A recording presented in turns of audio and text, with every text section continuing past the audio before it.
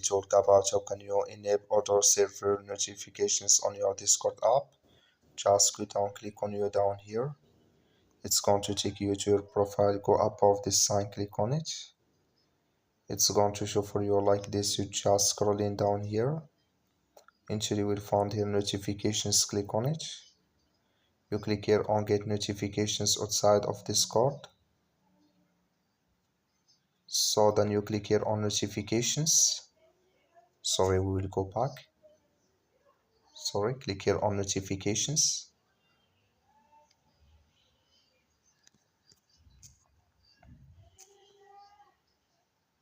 Sorry, you click on notifications here. You click on notifications categories. Then you scrolling down here until you will find other server notifications. Clicking this sign. Like you see this color show for us, this means other server notifications enabled with us now.